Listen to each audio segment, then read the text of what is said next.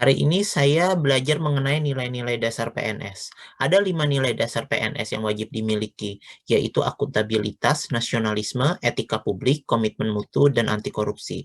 Hari ini saya belajar mengenai bagian akuntabilitas, nasionalisme, dan anti korupsi.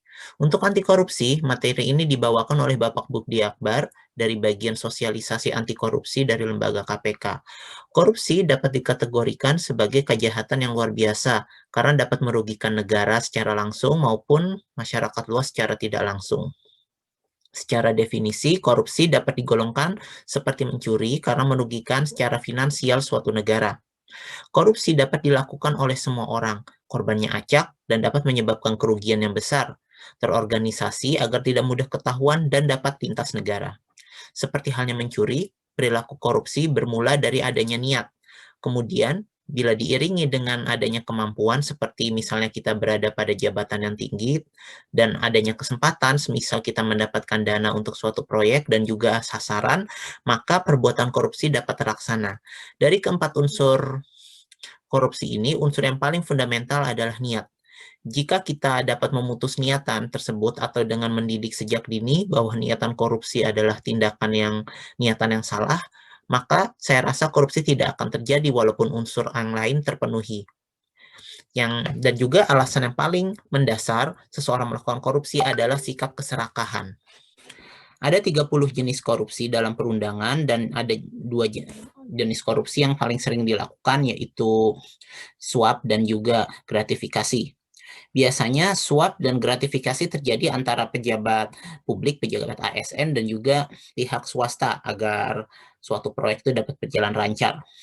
Sebagai ASN, jika kita menerima hadiah dari seseorang dan kita tidak yakin apakah hadiah tersebut termasuk korupsi atau tidak, termasuk gratifikasi atau tidak, maka lebih baik kita laporkan kepada KPK. Ada 3 kategori dampak dari korupsi, yaitu kemiskinan, kerusakan alam, dan biaya ekonomi yang tinggi. Untuk mengatasi korupsi, KPK memiliki program seperti pemberantasan melalui pendidikan untuk membangun nilai, kemudian memperbaiki sistem, lalu ada juga dengan faksa, yaitu melalui efek jerah, dan juga mengajak masyarakat untuk berpartisipasi aktif dalam pengawasan dan juga dalam pemberantasan dari korupsi ini.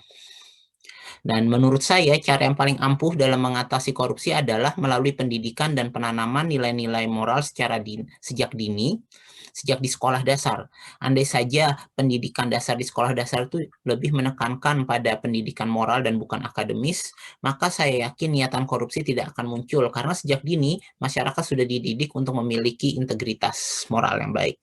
Nilai dasar selanjutnya yang saya pelajari adalah nilai akuntabilitas dan nasionalisme yang dibawakan oleh Bu Yetvita dan Pak Furkon.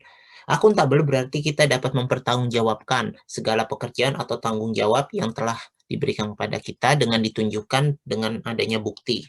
Sebagai contoh, kita menyusun SKP adalah tanggung jawab kita. Kemudian di akhir tahun kita memberi laporan hasil kerja, laporan pencapaian seperti jumlah paper yang sudah diterbitkan.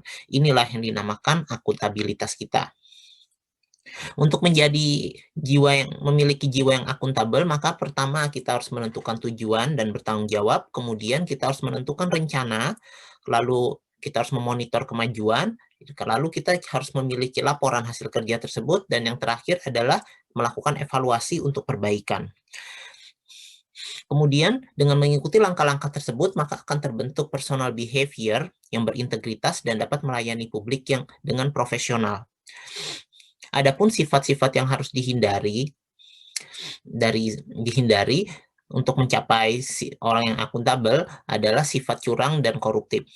Untuk sikap nasionalisme, menurut saya ini adalah sikap sadar bahwa kita ini bagian dari suatu negara dan rela berkorban demi kepentingan bangsa. Sikap ini menuntut kita untuk mendahulukan kepentingan bangsa daripada kepentingan pribadi. Selain itu, nasionalisme berarti tidak ada pemikiran bahwa bangsa ini terdiri dari berbagai macam terpecah-pecah, tetapi kita harus memikirkan bahwa bangsa ini adalah satu. Jadi dalam kita melakukan pelayanan publik, kita tidak membeda-bedakan masyarakat sebagai konsumer. Terima kasih.